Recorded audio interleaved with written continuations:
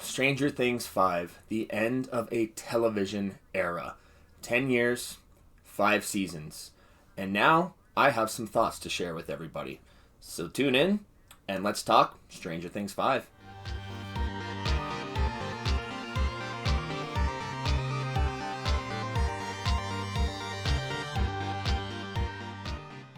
Welcome back, my party people, and welcome to our first major content review on the channel.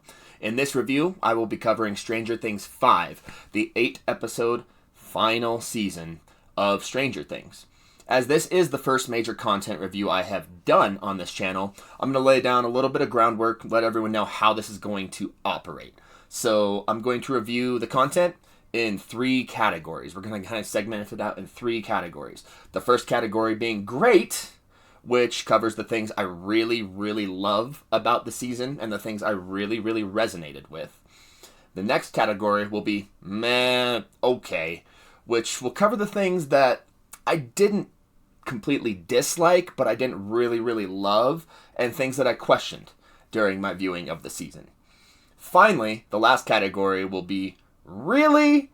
And that's going to cover the things that I didn't necessarily like and the things I greatly, greatly questioned throughout my watching of the content. I will kind of ramble here and there. There might be some things that are mentioned within the great category that aren't so great, back and forth. That's just kind of how my mind works. That's literally just part of the fun of the review on the channel. And then at the very, very end, I will be giving the content a score. We'll give it an overall score, and I'll give my final impression on what I thought about the season, the movie, whatever is being reviewed. So in this case, it'll be what I think about Stranger Things 5. With that out of the way and covered, let's just jump right over into the review and start with our first category, great.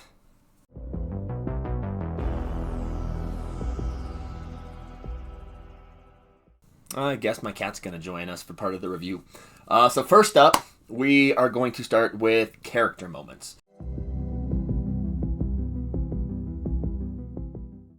So one of my favorite things about Stranger Things, just in general, throughout the entire series, have been the amazing character moments that we get. This entire series is very, very much based on connection and love and caring for one another.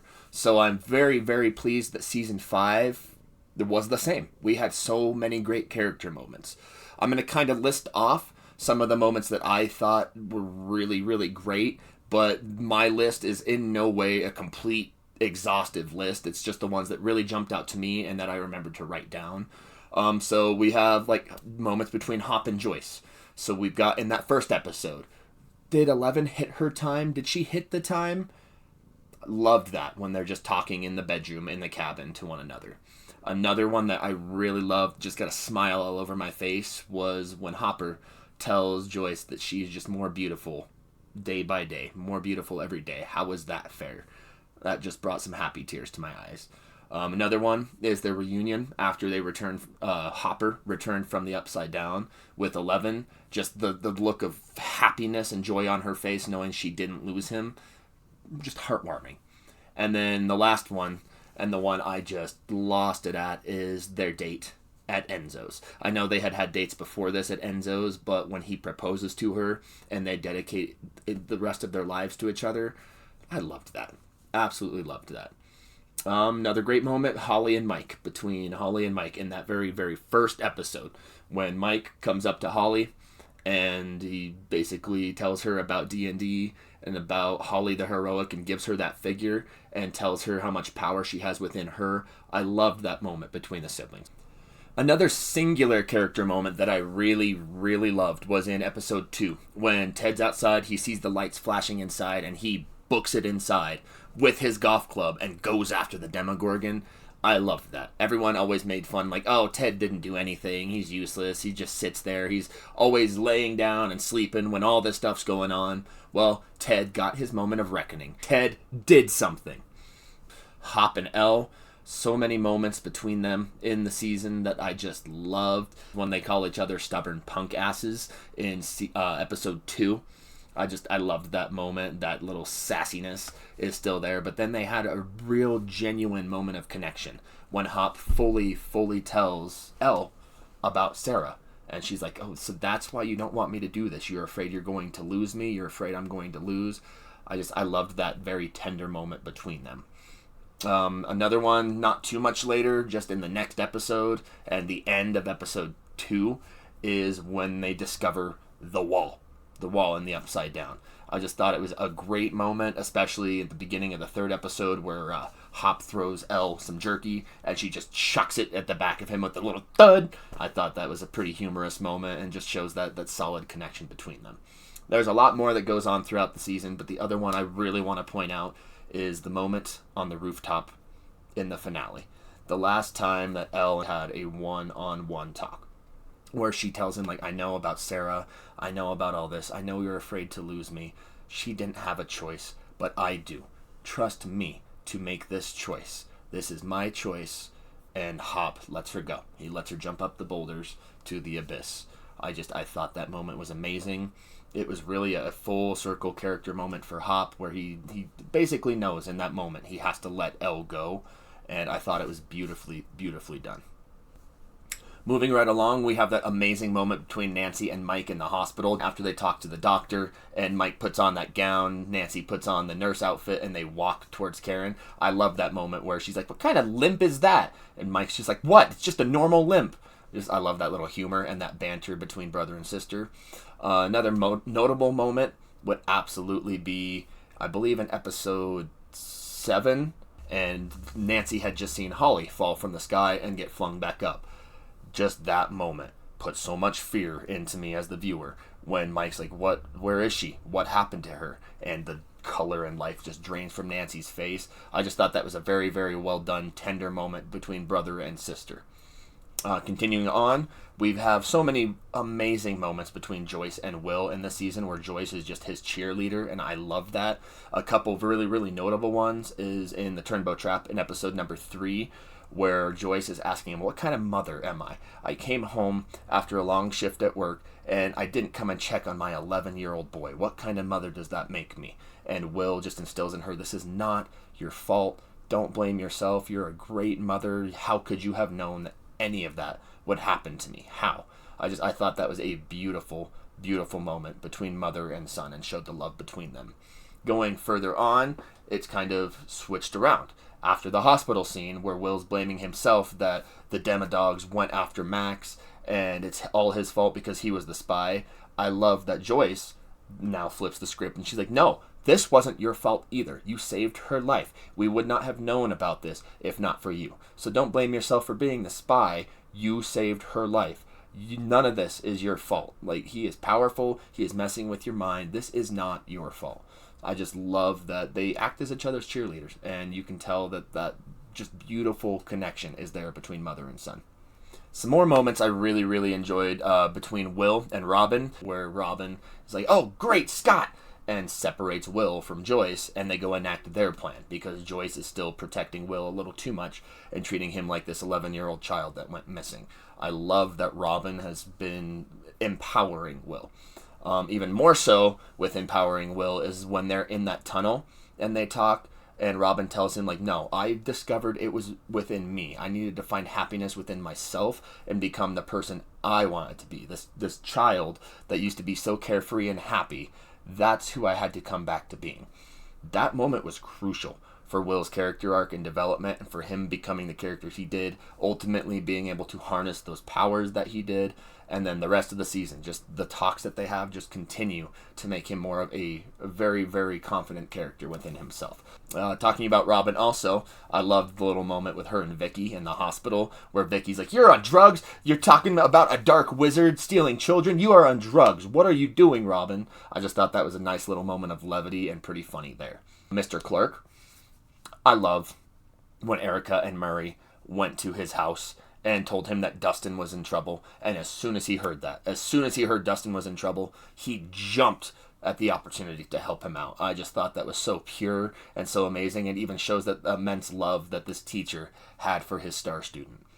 Speaking of Murray, there are a couple moments I really, really love for him. So when he tells Dustin to kiss his jolly ass after Dustin is a little less than thankful for him bringing the spark plugs, I thought that was hilarious. That shows the sass that Murray has that hasn't gone away since the second season. Loved that. And then the other Murray moment I really, really loved was when he basically saved Elle and Kali and Hopper's asses when he threw that C4 grenade at the helicopter and made it explode. God, that was a great, great moment for Murray. He is an amazing character. He's one of my favorites, and he's just so sarcastic and sassy. I freaking love it. Speaking of Erica, my God, the moment in the turnbow trap where she tells Tina that she should have ate her damn pie and injects her in the neck with the sleeping drug with the benzos. I freaking screamed at the TV. I loved that. That is probably my favorite Erica moment in the entire series. Going on further, Dustin and Steve, of course. So early season, they were at each other's throats. It was really painful to watch them kind of growing apart, but I knew that things would come back around. And it culminated with that fight that they had where Steve says the nasty things about Eddie, how he got himself killed, and they have that pretty intense fight scene. I really liked that as the breaking point for them. But then, literally the next episode, when they make up and Dustin just crumbles into Steve's arms. He's like, not you too. I can't lose another friend. Not you. Not again. That broke me. That broke me. That was a beautiful, beautiful moment between them and finally made Steve realize, like, oh my God, this kid is mourning. And then to follow that one up, the you die, I die moment where Steve apologizes to Dustin. They embrace, they hug each other and say that they miss their best friend and you die, I die. Max emotion. I love that friendship came back. Another kind of moment with Steve, this time Steve and Jonathan. I really enjoyed that moment between them in the abyss where they're walking side by side and Jonathan basically just tells him, like, I don't like you, but just because I don't like you doesn't mean I wanted you to die, after he saved Steve from falling. And I just love that little conversation that they have there where they kind of come to terms with one another, still say that I don't necessarily like you, but I don't hate you anymore. I understand you for who you are, and I appreciate the things that you have done to get us to this moment. I wish I would have realized sooner that it wasn't you that caused these issues. It was me. Next up would be Karen. I love the two badass moments that she had in the season. So first one being in episode 2, when the Demogorgon is trying to take Holly. I love when she smashes that wine bottle open on the counter and just stabs the heck out of the Demogorgon's face. God, that was so well done. And then further on in episode 6, Escape from Camazotz, when she sees the lights flashing again and realizing the demos are back, and goes downstairs into the basement where the kids are being stalked, puts the oxygen tank in the dryer and sets it up so it explodes and kills the Demodogs. Badass moment for Karen. I freaking love that they gave her some just awesome moments. Finally, Lucas and Max. When Max finally comes back in episode 7 at the very beginning and wakes up, and they just have that sweet embrace, and Max tells him, like, I know you were always there. I knew you were always there. And they just cry in each other's arms and they're finally reunited. God, that was wonderful. All in all, I know that doesn't cover all the character moments I really, really love. Like, we have more like Will being a badass and telling Max to run when he channels into Vecna. That blew my mind. So many more moments like that, but I can't cover all of them. Otherwise, this will be just 30 minutes of me talking about the great character moments. So that's my first great aspect of this season, is how many amazing character moments we got for both singular characters and pairs of characters all throughout the season.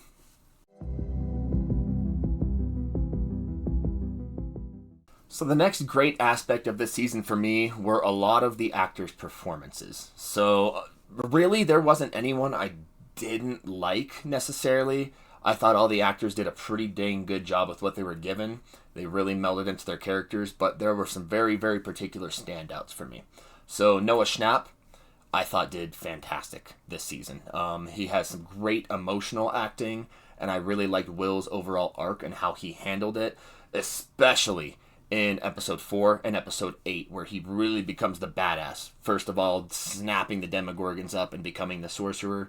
And again in episode 8, when he channels into Vecna's mind and tells him, like, hey, this isn't your fault. help us, join us. And Vecna is just like, nah, man, I'm not interested. I'm a bad guy through and through. When he snaps Vecna's arm off, oh, he was such a badass. So well done to Noah Schnapp there. Natalia Dyer, Nancy, her facial acting is just insane. There were so many moments throughout the season where you could just feel the pain in her face and in her eyes and just in her disposition, just in her aura. And I just thought her emotional acting was amazing. The emotional pain she was feeling, I could feel as the viewer. So Natalia Dyer, fantastic performance. Nell Fisher as well. I thought she was an amazing child actress, the girl that plays Holly. I thought that her facial acting was incredible as well, and I really liked Holly's character throughout this entire season and the journey that she went on as this kind of scared little kid to Holly the heroic. Next up, Caleb McLaughlin. His emotional range is insane. I love his emotional range. His acting with Max when he's in the hospital, you truly believe he is grieving. You truly believe that he cares about his friends, and I just love his emotional acting. I thought he did an amazing job this season as well.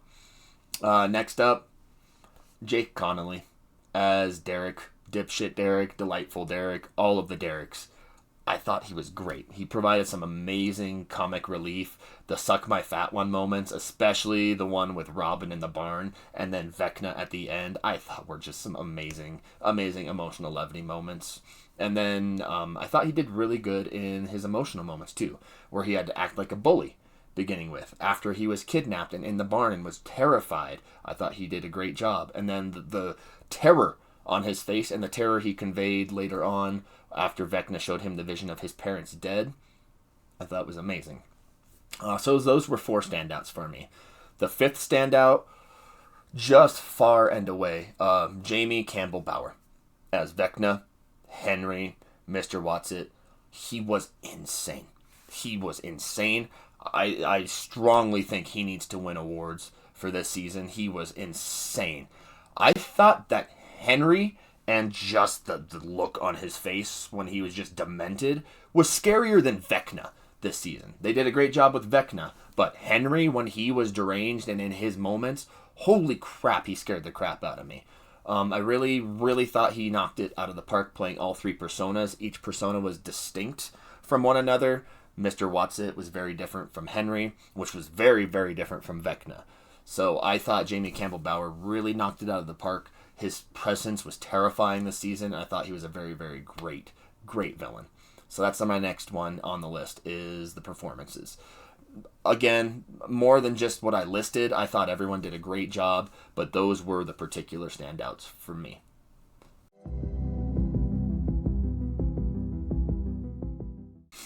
So my next one on the list is some great scenes and scene settings. Again, there were so many scenes, I'm not going to name them all, but I've got a list of some that I'm going to go through and just some of my favorite scenes in the entirety of the season. So episode 1, I loved that we get the communication between everyone when the song Upside Down plays to tell when the crawl's going on. I thought that was a genius moment. The ending of the first episode, holy crap, that was insane. The Demogorgon crawling through the ceiling just at Holly. I thought that was an amazing cliffhanger. Going into episode 2, the kidnapping from the Demogorgon was also insane. Probably one of the most intense openings we've ever gotten in a Stranger Things episode. The Elle and Hop bandaging scene when Hopper is telling Elle about Sarah. I love when they call each other punk asses. It's hilarious. And then finally in episode 2, the reveal of Mr. What's-It.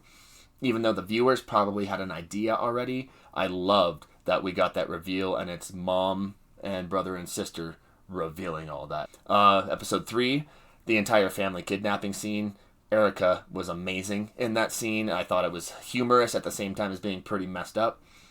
The entire sequence for the Turnbow trap, when shit just breaks loose, from them setting it up to the Demogorgon actually almost getting trapped and getting the tracker in him. God, that was so well done. So well done.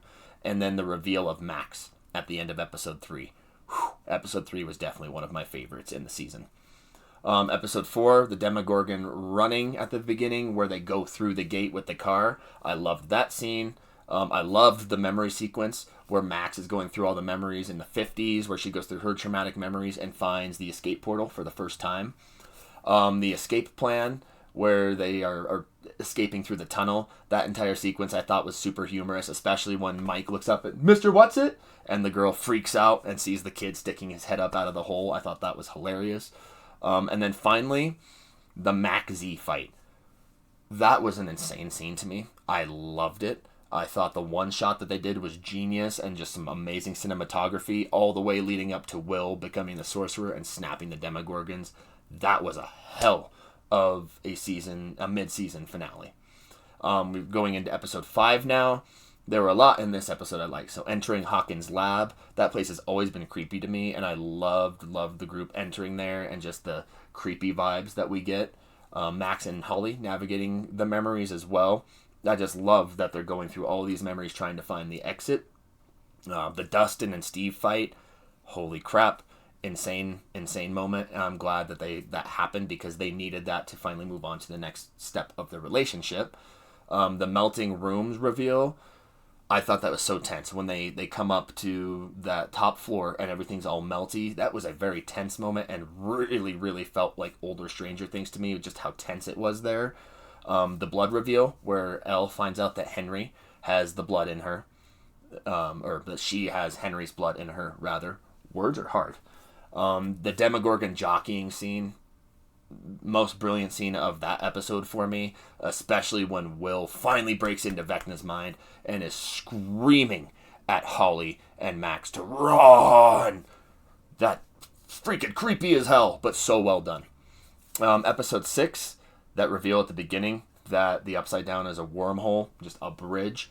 I loved that. I thought that was so cool. My jaw dropped the first time. The melting room with Jonathan and Nancy. I really liked that scene between them where they have their breakup and they talk about everything that didn't work out between them. Really thought that was a good scene, really dire. I was convinced someone was going to die there. The hospital chase sequence also in episode 6. The demo dogs coming after Max and Lucas, going down to that basement, and then the ending where the dryer blows up because of Karen. I loved how tense that hospital chase was. Moving on to episode 7, I loved that beginning where Max comes back to the real world and everyone has their reunion, essentially. I loved that. I was tearing up. I'm so glad Max made it out.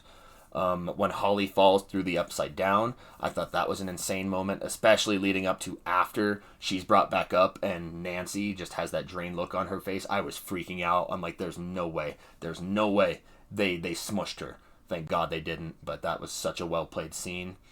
The fight between all of the kids, that was a really dark moment where they wake Holly up and tell her all of this was a dream, that Max is messing with her, that Mr. What's-It is the true good guy.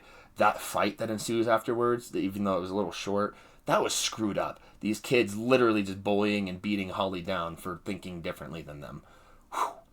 And then finally, the Max Z gun battle at the very end, where Nancy comes popping up out of the top of the truck and shoots all the soldiers down. I thought that was super tense and a great way to end the episode and bridge the gap between that conflict and the Vecna conflict.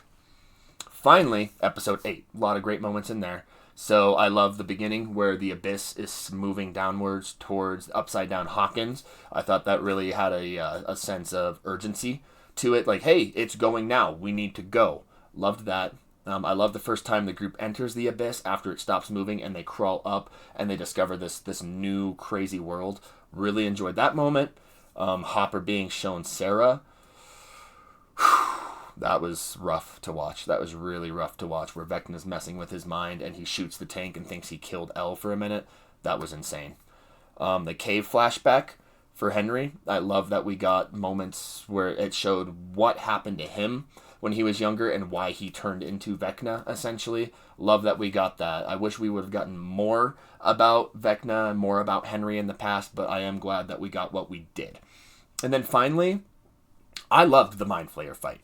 We'll kind of cover this a little bit more in the OK section, but yeah, it was a little weird. There were no Demogorgons, Demobats, Demodogs, any of that. But what we got for that fight was insane. I thought it was well choreographed. I thought it flowed really well. I really enjoyed that fight. And then finally, the entire epilogue I loved the epilogue. The last 40 minutes we got, all of the emotions, all of the callbacks that we got, these character moments wrapping up and us saying goodbye to all these characters. That entire last 40 minutes, I was just tearing up. And especially that last like 5 minutes of the show, I was bawling.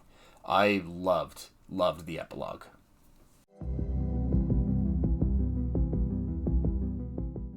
So the next one up on the list is scene settings. So not talking about the scenes themselves, but a lot of the settings that we got. I love that we got so many places from previous seasons in this season still. The tunnels. Huge part of season 2. Love that we came back into them and that they were such a big part of season 5. Love that we got to see Hop's cabin again. That is one of my favorite settings in the entire series. So I love that we got to go back to Hop's cabin. The Upside Down just continues its viney, dark nature. I really like it. While it doesn't have the mystique anymore of like the first couple seasons, I still thought the Upside Down was pretty dang creepy. And then finally, Hawkins' lab. I love anytime we go back to Hawkins' lab. So many bad things have happened there, and every time they're there, I'm just on the edge of my seat, like, oh god, what's going to happen this time? Nothing good happens here. As well as some of the new settings. The Max Z. I loved the Max Z set. I thought it was an amazing set piece for that massive Demogorgon battle, and I love that we returned there. And the military conflict also came to a head there. The WSQK, the Squawk, love their base. I love that headquarters. That's where all the characters continue to come together, where all the planning happens, where we have all of these humorous, fun moments, even though there were some exposition-y moments. I do love that that's where all the characters get on board with one another. Finally, the Abyss. I think the Abyss is an absolute vibe. I love its rocky nature. I love the creepy, just yellow, sulfury look of it. I really enjoyed the Abyss. I was hoping that we would see more of it after Vecna, after Henry walked through it in the 4th season, in the finale, and I'm very glad that it ended up there and we had the Mind Flayer fight there. I thought the Abyss was just crazy looking.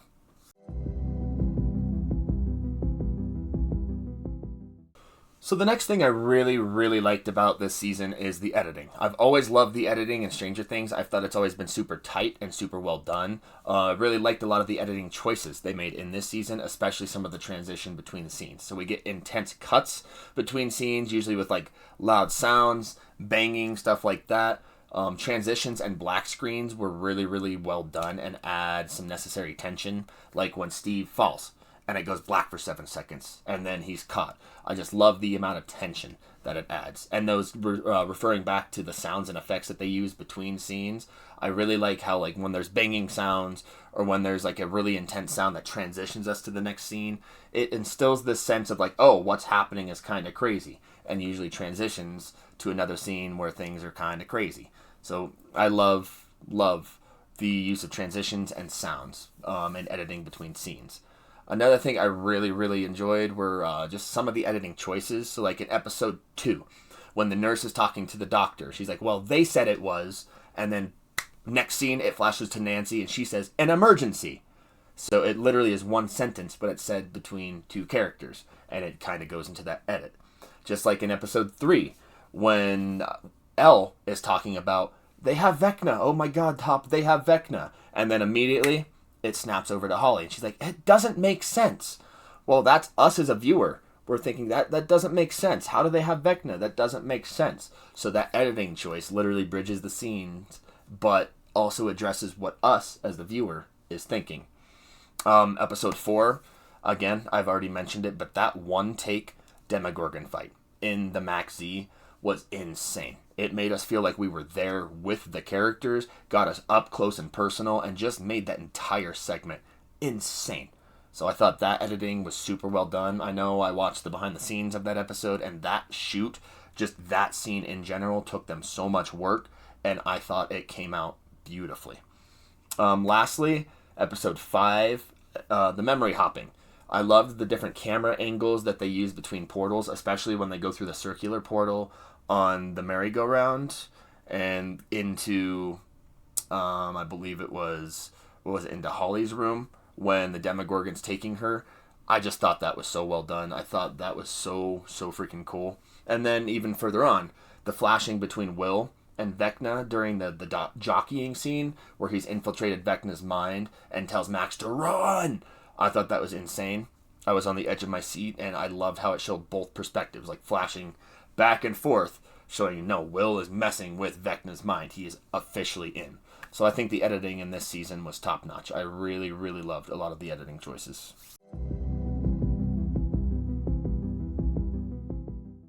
So next up are the effects and design. So I thought a lot of the effects used in this season were fantastic, and a lot of the set design was just amazing. Just absolutely amazing.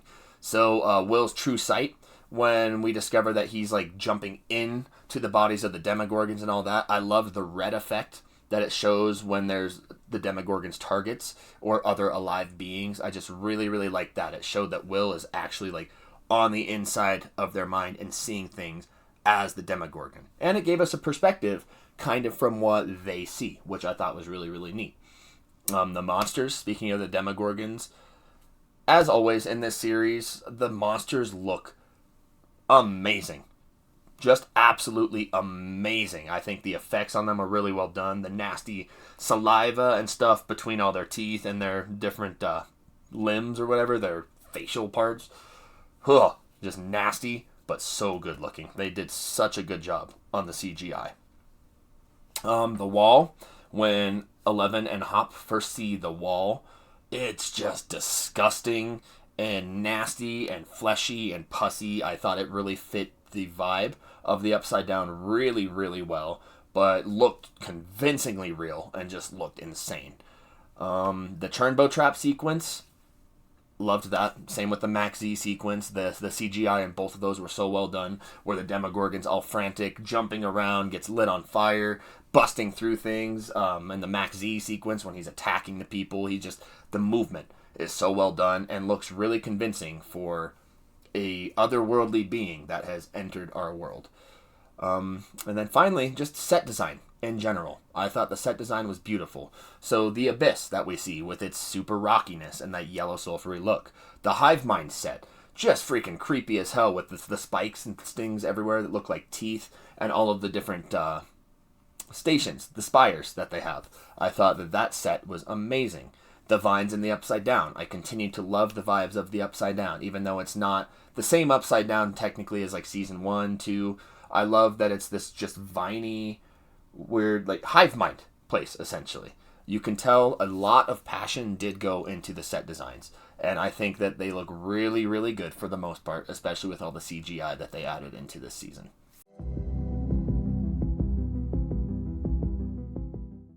So just a short little segment here, but the music. The music in this season, as always in Stranger Things, was just fantastic. So I thought there were some amazing needle drops this season.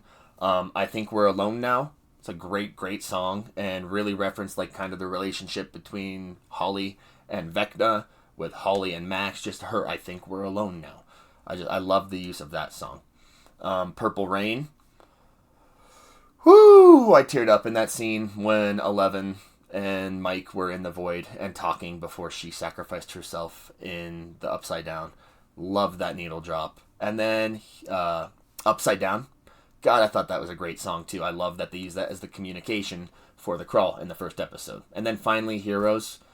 The end credits with that rendition of Heroes brought things full circle, and really, really appreciate that they reused that song. The reuse of previous songs does bring everything full circle. When Max comes back, it literally is the same song that happens when they save Will in the first season, when Eddie dies in the fourth season. I love that song and love that it continues to pop up throughout the series.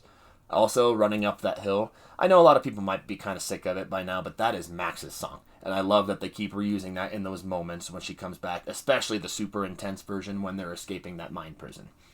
Lastly, Kyle Dixon and Michael Stein's music just continues to be amazing. I love the score to this series. I love the synth wave, the synthy vibes to it, and the creepy vibes to it.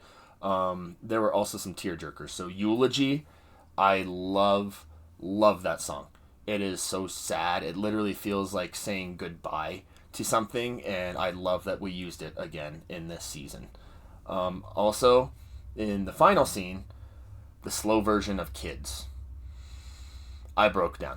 I love Kids. That is one of my favorite songs in all of Stranger Things, and they use it throughout the entire series. but the way they used it in that final scene with D&D when they're all saying goodbye to each other, I just broke down. It was such a beautiful rendition of it and so emotional and really brought things full circle. So, as usual, the music continues to be amazing. Another thing I've always loved about Stranger Things are all the media references we get, and Season 5 is not short of those at all either. So, Back to the Future. We reference 88 decibels when they're in the tracking van, when they go and start tracking the signal. 88 miles per hour, 88 decibels. I thought that was cool. Also, I loved the humorous reference to the flux capacitor and how Joyce thought the flux capacitor was something that was broken. I thought that was hilarious. Austin Millbarge, when Murray comes into town for the first time with the supply. It's a reference to the movie Spies Like Us. In episode 1, An American Tale, that is a reference to Holly being separated from her family and having to make her way back to them, much like the plot of An American Tale. The Alice in Wonderland poster that is in Henry's house, in that room with the bed. I don't know if that's Henry's bedroom or what, but that is literally a direct reference to Holly's journey through the portals and trying to figure out where the heck she's going. That can be paralleled to falling down the rabbit hole and being lost in this new, wondrous, scary world. Derek's room, there are so many references everywhere. Just an amazing nerd kingdom. I appreciated the heck out of that room. I thought it was so freaking cool. I need to rewatch it over and over because I'm sure there's so many references, but I love that he was playing Ghosts and Goblins, one of the hardest games ever created. At least a lot of people's opinion it is. The Great Escape. I loved the reference to The Great Escape during the tunnel planning sequence where Robin brings up Tom, Dick, and Harry, the 3 tunnels that were dug in the movie Great Escape for everyone to escape. That is my favorite war movie of all time, and I love that we got a reference to it. Nightmare on Elm Street, The Dream Warriors, when Max and Holly are in the basement in one of her memories. I love that reference to Nightmare on Elm Street, The Dream Warriors, where the plot kind of parallels that movie, where all of these kids are teaming up together to take down the big bad and be warriors of their own dreams, of their own world. I love that we referenced that. And then finally, in episode 7, when Mr. Clark is like, Melon! That is a direct reference to The Lord of the Rings, when they're at the gate and trying to figure out how to get in there. They have to speak friend and enter. And Gandalf is like, Melon! I just love that reference. It really, really made the inner nerd in me geek out. So I appreciate the media references like I always have in this series. So this section is talking about the use of foreshadowing. Stranger Things has never been a stranger to using foreshadowing throughout their seasons, and this season is no different. So first off, in Mike's talk with Elle in the first episode, where he talks about a place with 3 waterfalls. That's a direct foreshadowing to the ending, where Elle is in a place with 3 waterfalls. Is she alive? Is that in his mind? Well, that's up to you. But personally for me, I believe. Next up, Jonathan's The Fall t-shirt. Episode 1, when Steve and Jonathan are climbing up the radio tower. He's wearing a t-shirt that says The Fall on it. That, I believe, is a direct foreshadowing to when Holly is falling through the upside down. Next up, we have the wormhole diagram drawn by Scott Clark in episode 3. That diagram that he draws is a direct foreshadow to episode 6, that reveal at the beginning where you see that wormhole. It is the drawing that Scott Clark put on the board. Episode 3, that talk with Joyce and Will. She tells him as soon as he comes out, where's your jacket? You need to put it on. It's cold out here. That's a direct foreshadow to Will being connected to the hive mind still and being able to do all of that, and the reference to episode 4 where he basically taps into the hive mind and becomes part of it to take down the Demogorgons. Finally, in episode 5, Henry's talking to the kids about the Black Thing. Well, that's a direct foreshadowing to the Mind Flayer. He is working for the Black Thing. He's working with the Black Thing, as we see in the finale when the Mind Flayer comes back to life. So really, I'm sure that's not all, but those are a lot of the moments I caught when it comes to foreshadowing.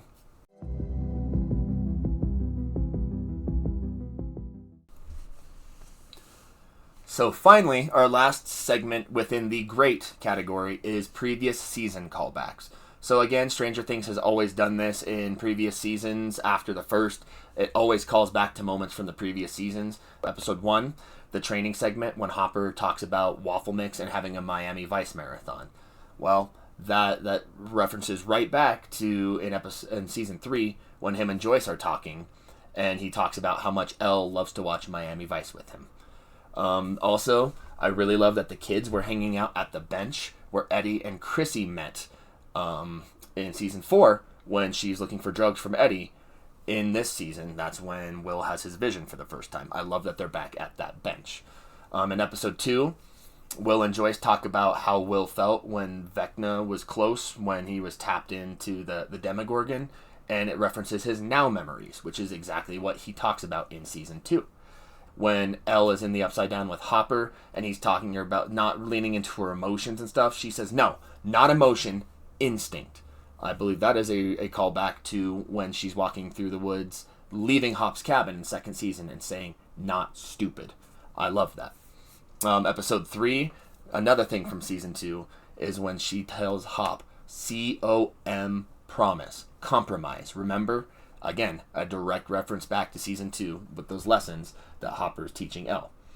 Episode 4, at the very beginning, when Derek calls Will Zombie Boy, well, that's what Will is called a lot by the bullies in season 2. In episode 5, there's the article with Mr. Clark and the picture, him standing there with Dustin, and it references the old AV Club. Well, the AV Club was a huge part of season 1 and season 2, where the kids really learned a lot from Mr. Clark in terms of what the heck is going on. So I love that little callback.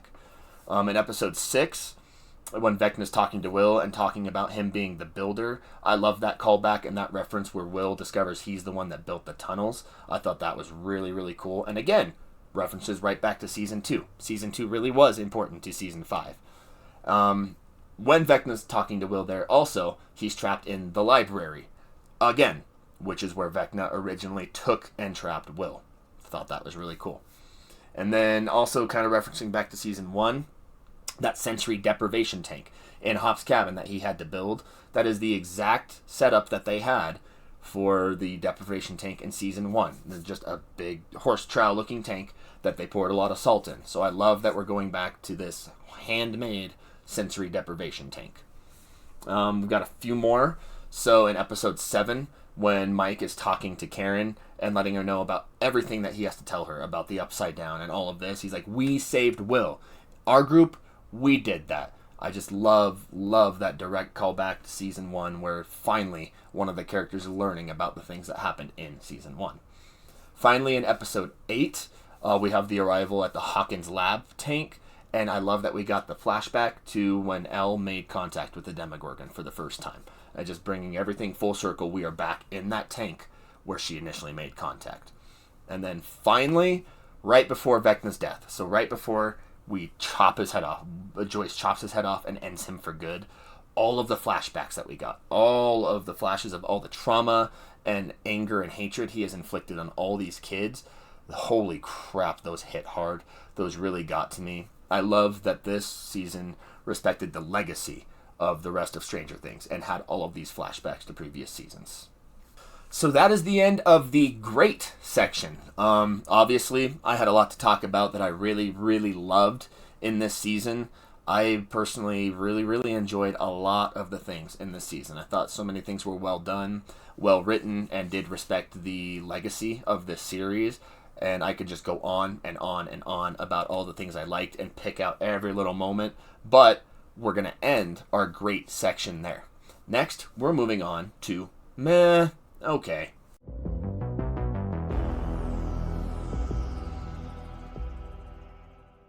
Okay, so the next part of the meh, okay subdivision is character inconsistencies. So I know that characters need to grow and change, and just like in real life, people do change. We go through different seasons, we go through different emotions and stuff like that. But there were just 3 characters very specifically in this season that it bugged me a little bit that we got character inconsistencies and they felt almost like different characters.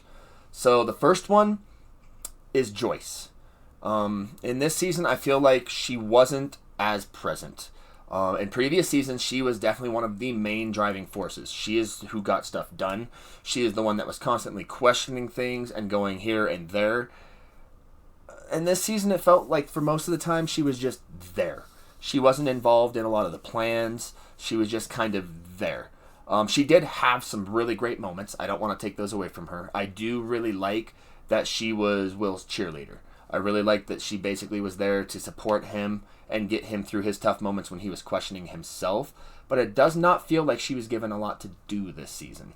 Again, that's probably because she did have so much to do previous seasons, and this season was a lot more about Will and his journey. So I feel like she was more relegated to a support role. That's not taking away her amazing moments when she chases the Demogorgon away with the axe at the very, very end where she chops Vecna's freaking head off. That was a badass moment, and that was a lot more of the Joyce that we knew that took action the entire time.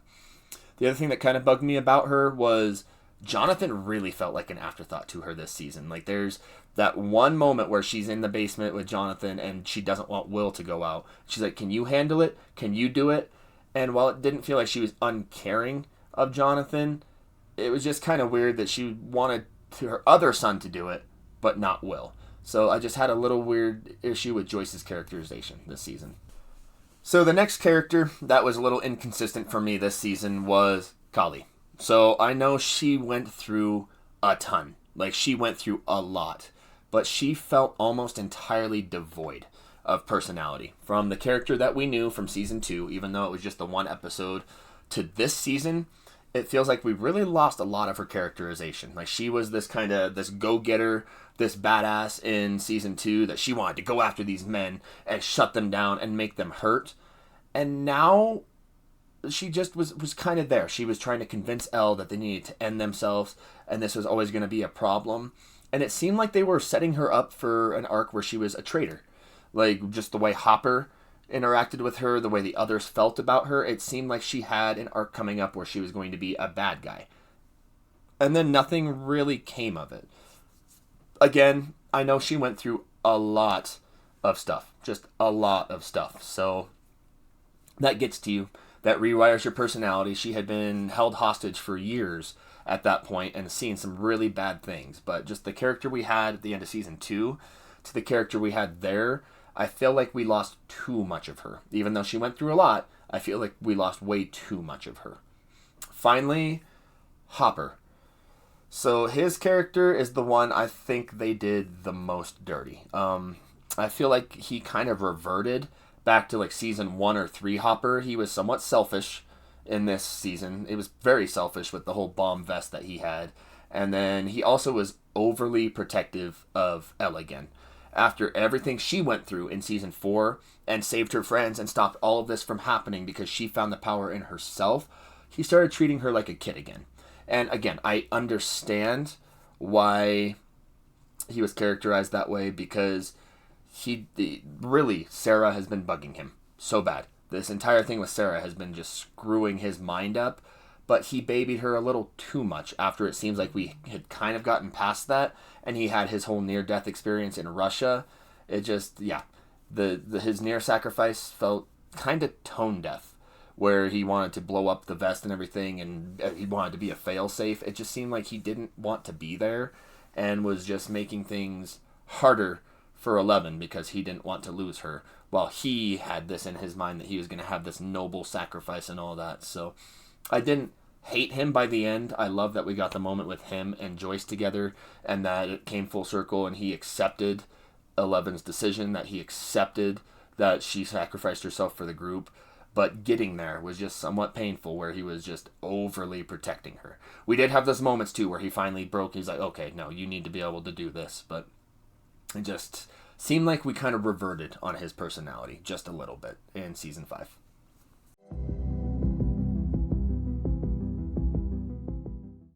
Next up in the meh okay category is some set design.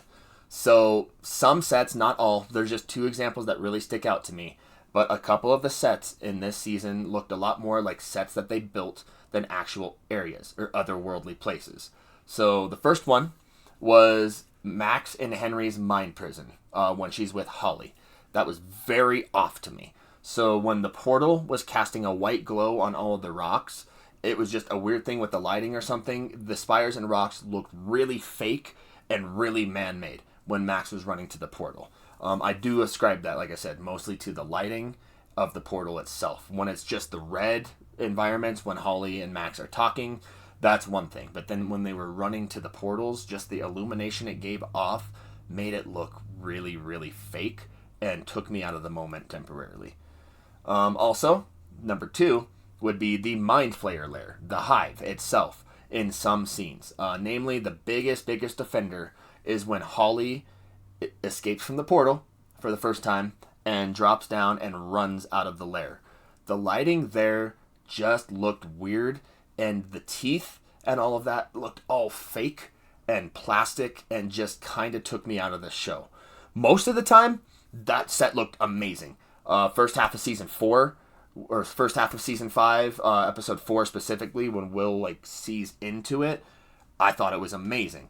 Other times when we saw it, when the kids are being hooked up, it looked amazing. But in just that one scene, the lighting was so off that it looked just really, really fake for that scene.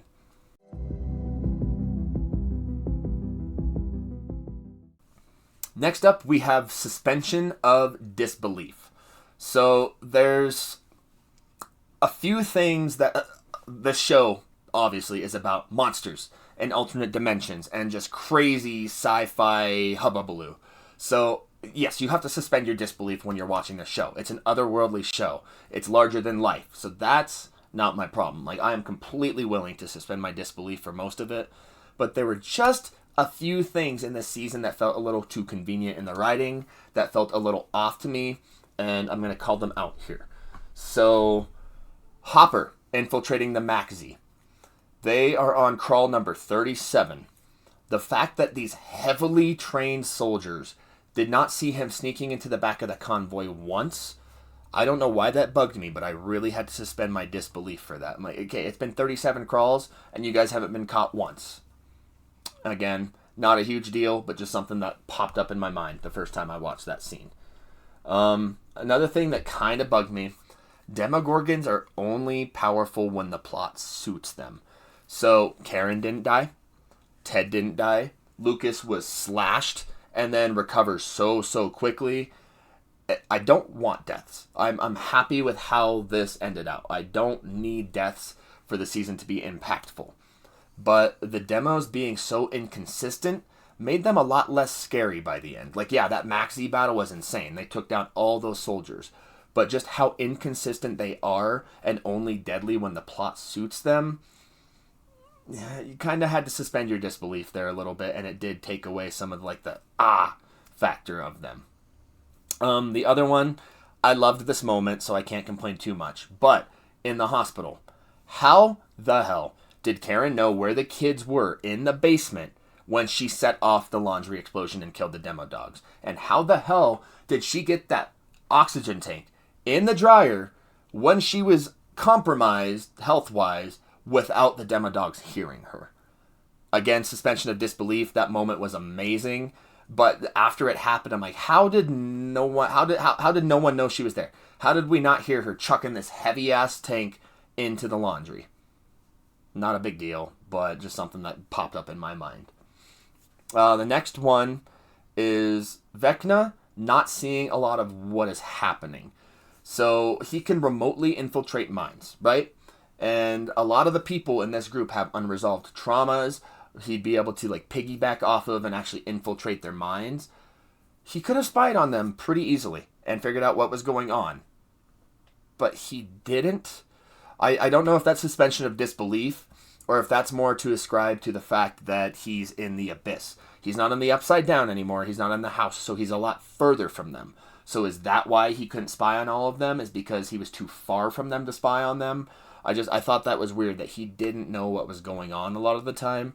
But now that I really, really think critically about it, I do feel like it's probably because he was way up in the abyss and not in the upside down for the majority of this season.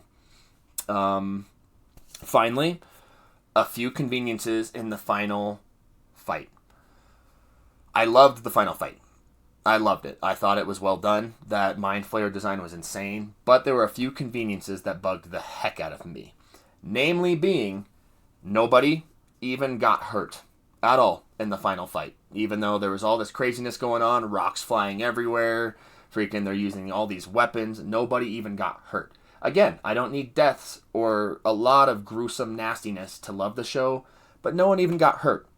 And then the cliffs, when Nancy uses herself as bait and they climb up the cliffs, they got up there in like a minute flat. Those are really, really high cliffs. Again, suspension of disbelief. I know that entire last battle was set up to be like a massive Dungeons and Dragons fight, and I loved it for what it was. But there were just a few things that I questioned and took me out of the fight just a little bit.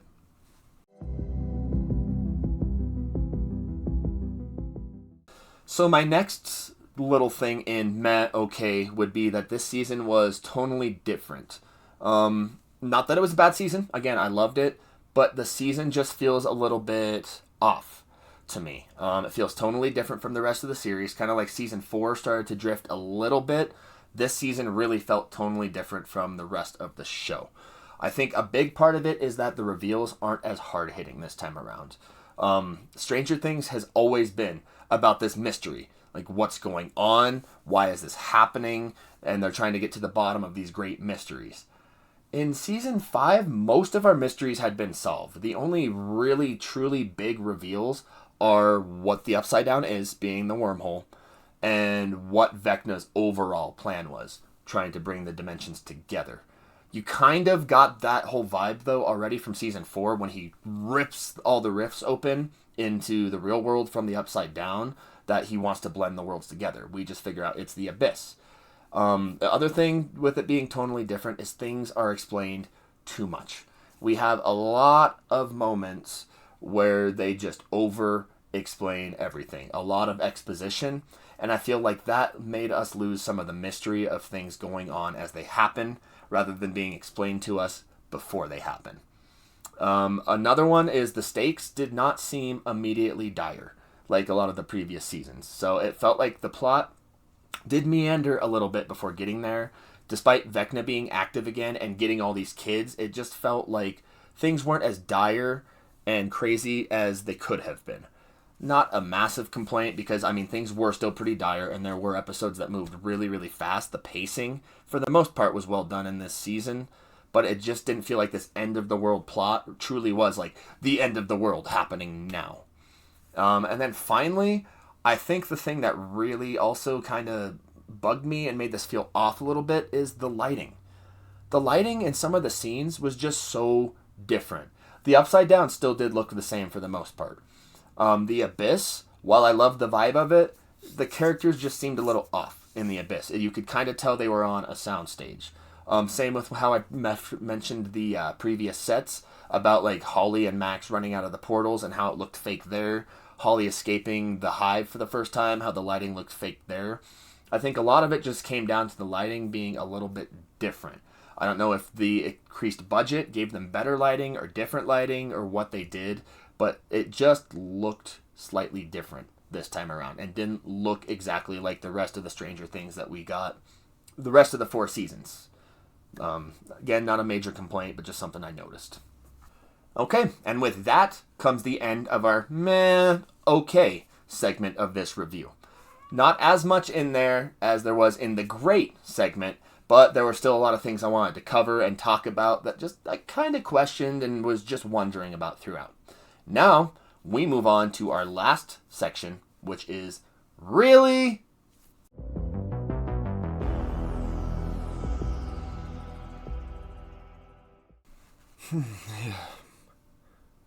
Oh, hey, don't mind me. I'm just about to enjoy a Stranger Things themed cookie that a very, very talented local business owner and friend made for me. I'm preparing myself, getting a little sugar rush before I have to talk about this next section, which is really, in this one, we're going to talk about the things that really grind my gears, because there's a few things in this season that kind of didn't sit entirely right with me.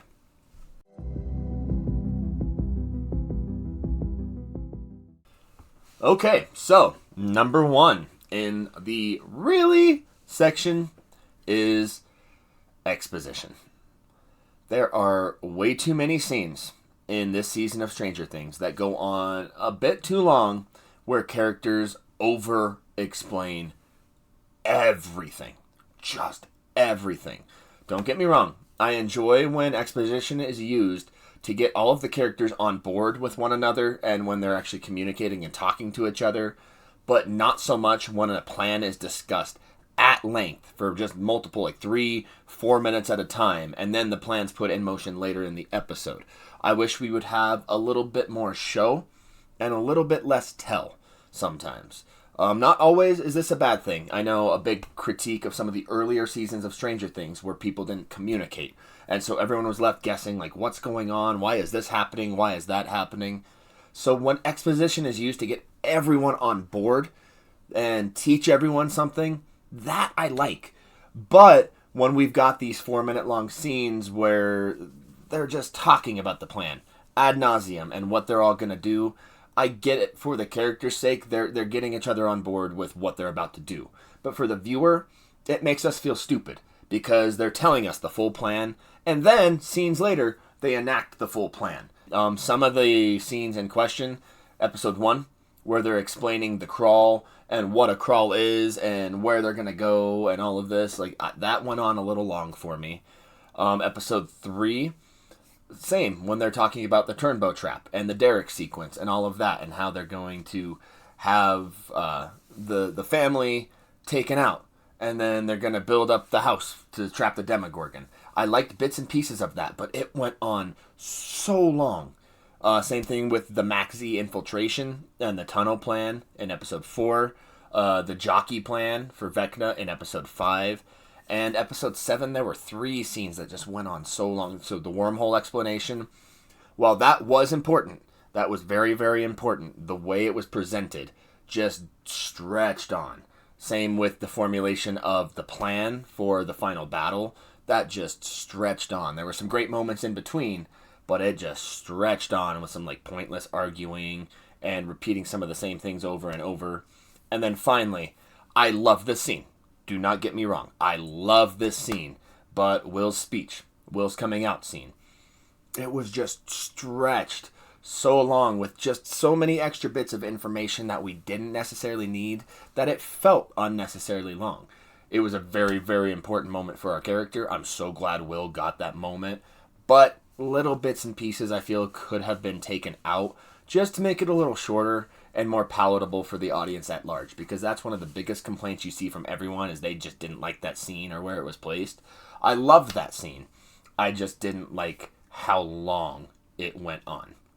Like it was an emotional moment for him. He was stumbling over his words. He didn't know what to do, what to say in that moment, but it just felt like it went on a little long. There's this new weird thing about a lot of Netflix shows where there's so much tell and not a lot of show, where they have to tell us everything because audiences, again, everyone's on their phone, and apparently there's this mandate where we need to be able to have people that are paying attention to a second screen be able to understand what's going on in the show. And for those weirdos like me who just stare and get fixated on the TV screen, it almost feels insulting because they are telling us so much instead of trusting us to understand what is going on in the moment.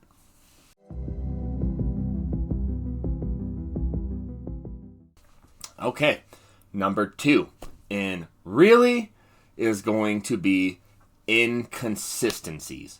So, in this season, more than most of the other seasons of Stranger Things, there were a lot of inconsistencies and writing errors and set errors and stuff that just really, really did end up getting to me. Being this show that's so fixated on the details, it just kind of rubbed me wrong. And there's some of these that left me wanting, some of these that left me questioning and scratching my head why this was part of it in the first place. So the first one, the anniversary effect. November 6th. It was never explained. We had this big deal when Lucas was in the conversation with Nancy and Mike about November 6th. It's coming back around. November 6th. It's almost the day. And there was a big deal on the screen where the date popped up. November 6th. Then we never get an in-show answer as to why this date is important. We never get an answer as to why November 6th was so crucial to Vecna's plan. And that bugs me. That bugs me big time. I thought we were going to get an answer on why November 6th was the date that was chosen. and we were left with nothing other than, oh, well, that's just when Will was taken, so we're just doing it at the same time. Like, obviously, November 6th has some significance to Vecna. We were never told what that significance was in the show. Another thing that bugged me a lot is we got no follow-up on some of the characters. Dr. Owens in Season 4 was taken by the military. We were left with him taken by the military, and nothing comes from it. We never see him again. Same thing with Susie. This girl that was Dustin's girlfriend that helped them twice figure out all this stuff, figured out the Planck's constant, and then in Season 4 helped break into the Nina project and get the coordinates. Never hear a mention of her, never see her again. What the heck? So just a minor just gripe that the more I think about it, the more it upsets me. I know there's a lot of characters that just drop off and we don't hear from anymore. I know Argyle's one of them. He wasn't that crucial. He was only part of the 4th season. Same thing with not Yuri. I can't remember his name right now, but the other guy that helped Hopper get out of Kamchatka, the prison. Didn't hear from him because he was only part of the Season 4. But Dr. Owens, that has been here since Season 2, in earnest, like was a big character in Season 2, big character in Season 4, just drops off. Susie, pretty important character in Season 3 and Season 4 to help them, drops off. That bugged me. Next thing is some of the set features. So, the electric box that Steve turns off in the first episode to climb the tower, and that they use to fry the Demogorgon. The box, the arrow, is gray in the first episode. The arrow is then red in the 5th episode. I know there's a lot of moving gears, a lot of moving pieces to the show, and they can't keep track of everything, but for some reason that just really, really bugged me. Like, we have these inconsistencies that show up, and we were told before this season, pay close attention to everything. Everything has a meaning. A lot like earlier seasons of Stranger Things. Even the smallest little things have meaning. The electric box is driving me crazy. The dial is driving me crazy. Why did it change colors? Especially after the whole merry-go-round with the gray in the middle in the dream sequence where it's supposed to be yellow in the middle in the real world. It just drove me crazy. Like, is that by design? Is that just something they forgot? Why did that dial turn red? Has just been bugging the crap out of me. During Will's coming out scene, Will's talk to his friends. He says we biked to Melvald's for malted milkshakes. Maybe we just never saw this. Maybe it's a reference and like they actually do sell these and we just never saw it in the show proper. I know back in the day with Henry, apparently Melvald's did sell milkshakes, but current day, we never saw them get milkshakes there. We never saw a milkshake machine. That bugged the crap out of me. We biked to Melvald's for malted milkshakes. In that same speech, he also says how we all love getting lost in the woods. They don't like getting lost in the woods. Like, that's another one that just bugged me. That's where Will's central trauma comes from. He's running through the woods, gets chased by a Demogorgon through the woods. Nancy goes through a portal in the woods, and Jonathan can't find her in the first season because she gets trapped in the Upside Down momentarily with Demogorgon. A lot of bad things happened in those woods. And he says that one of their favorite things to do as friends was getting lost in the woods. Those inconsistencies, yeah, they kind of drive me a little crazy, but I'm bringing it down to basically Will was just having word vomit in that moment and was just going through things so fast that those inconsistencies may not be intentional by the writers. It may have just been more of a case of Will just saying things because he was uncomfortable because he was coming out to his friends. So that one I'm willing to give a little bit more of a pass, but those inconsistencies still bug the crap out of me. Another thing that really, really bugged me is Kali. When she is showing Eleven the image of her up in the experimentation chair when she gets captured by the soldiers, showing her future. After that, Kali is bleeding from the wrong nostril.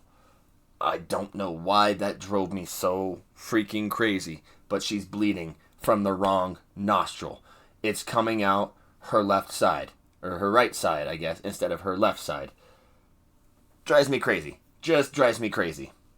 And then finally, this one may not be an inconsistency. This one may just be because it's that coming out of them. But at the very, very end, the Mind Flayer particles. So it was confirmed that the Mind Flayer did die in the finale episode. When that heart shrivels up and it crumbles over, it was confirmed the Mind Flayer died. But right after that, when they free all of the kids, all of the Mind Flayer particles come up out of their throats. Why are those particles still around and twirling up into the air if the Mind Flayer is dead? I know I'm probably reading too much into this. The particles had nowhere to go, nothing to cling back onto. But why even show the particles coming out of all the kids after the Mind Flayer dies? Just a little inconsistency that bugs me a little bit. Is the Mind Flayer truly not dead? And they're telling us he is dead? I don't know. But that bugged me a little bit too, that those particles come out after the Mind Flayer supposedly died.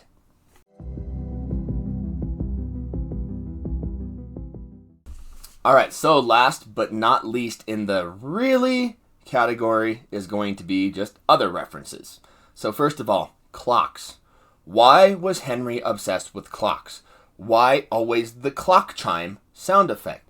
Time ends up having not really much of a bearing on the events of the show, other than things being a cycle and these things repeating themselves over and over again with like the lab, the experimentation, stuff like that. The events happening over and over on November 6th. Yeah, that kind of is referenced that way. And other than Vecna saying it is time, though, there's no concrete explanation as to clocks and why they're important. Same thing going to the 12 kids that Mr. Whatsit kidnaps, that Henry kidnaps. Why 12 kids? The show was seeming to make a big deal about these 12 spires and him needing 12 kids. And then it's never really answered. Like, what's the significance? I thought the 12 would be directly linked to the clocks, having 12 hours, and he needed 12 kids. But it ends up just going nowhere, and was really disappointing. There were so many theories. There were so many people excited to get answers about that. And then we got no answers. It just, 12 kids just because. There was no reason. Oh, clocks? Yeah, no, it was just cool symbology. We don't know. Like, that just bugged me. It rubbed me the wrong way. Clocks were such a major component of Season 4 and went into Season 5 as well. We had that chime sound effect. And then it just went nowhere. And it was super disappointing that it went nowhere. Why did Mr. Whatsit give Holly music? Like, it didn't have any bearing. Like, it literally didn't have any bearing. This didn't go anywhere. But Vecna, Mr. Whatsit, Henry has to know that music is what helped Max escape in the first place. Especially seeing into her mind and all of that. He had to have known that's what helped her escape in the first place. Why did he give Holly a boombox and that tape if music is what he thought grounded people to the real world? Just a weird little nitpick I had. I thought it was really weird when he gifted her the music. Also, Henry's past. I wish we would have gotten more about Henry's past. We just got little bits and pieces, and I really enjoyed the bits and pieces that we did get. But I would have found things a lot more compelling had the adults found out that they went to school with Henry, that Vecna was Henry. The events of the play overall and having a past for Henry kind of felt pointless towards the end.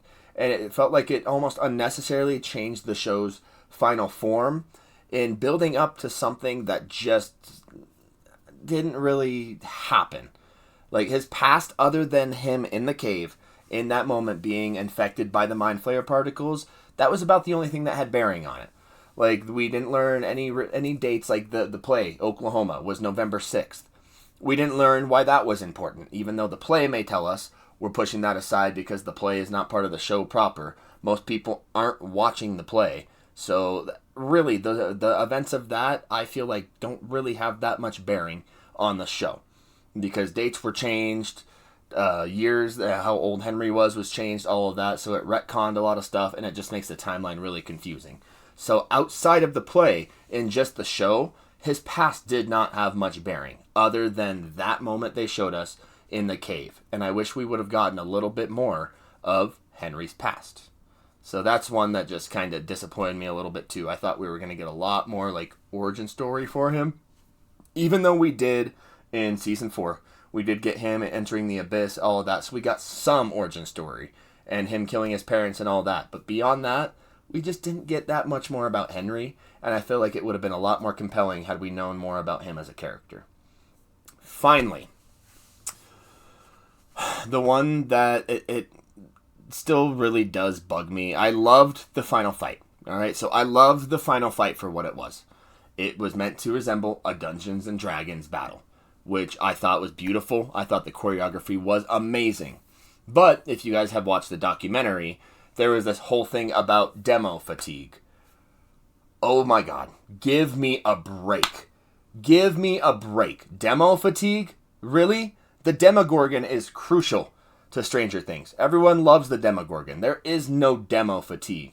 But there were no other creatures in the Abyss.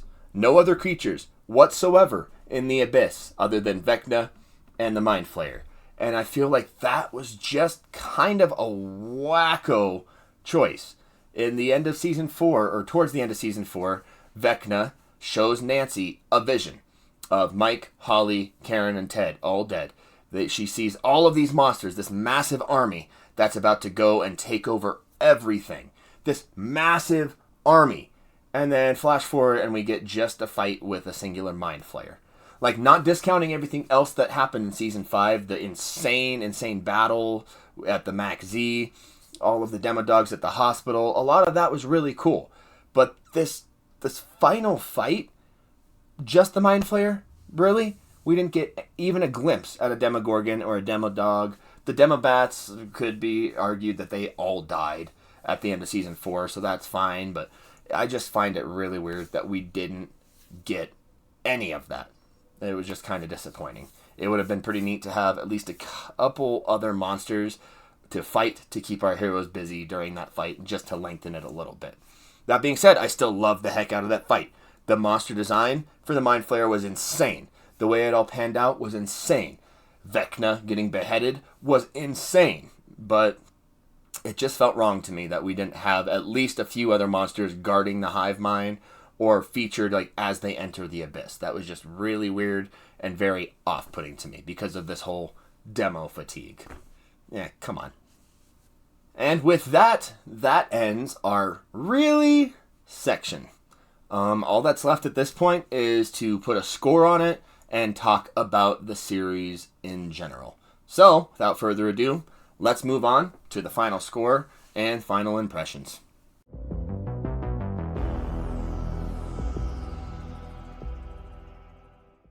So, all in all, Stranger Things 5 was a season I really did enjoy.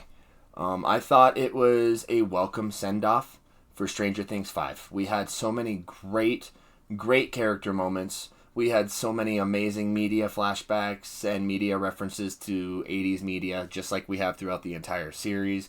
Some amazing performances by the actors. Just so many great sets that were built. Amazing music. Just great choreography. I really did enjoy Season 5 for what it was. Minor gripes aside, some plot issues aside, some grander wishes for some sequences, especially that finale with maybe just a few more monsters. I really enjoyed Season 5 of Stranger Things. That last 40 minutes of the finale, I was bawling like a baby. We got some amazing moments that were foreshadowed earlier in the series. Lucas and Max's movie date. Love it. We got the graduation where Dustin honors Eddie's wishes and flips Principal Higgins the bird. Screw conformity. Screw all of this. It is our year. Freaking loved that moment. We got Hopper and Joyce finally eating at Enzo's. Finally eating at Enzo's. I loved that. And then we got that tear-jerking, just tear-inducing last scene where the friends are playing Dungeons and Dragons together one last time. I loved the last 40 minutes of the finale. Heck, I loved the finale.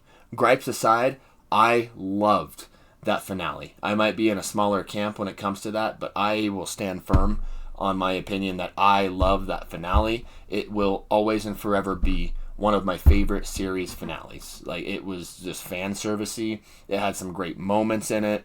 It sent our characters off beautifully. And then that ambiguous ending, where is 11 alive? Is 11 not alive? Is she actually living in the place with 3 waterfalls, or is Mike just coping? I, for one, I believe. I understand if you don't, but I believe. I believe. All in all, if I were to have to put an overall score on season 5 of Stranger Things, I would give it an 8 out of 10.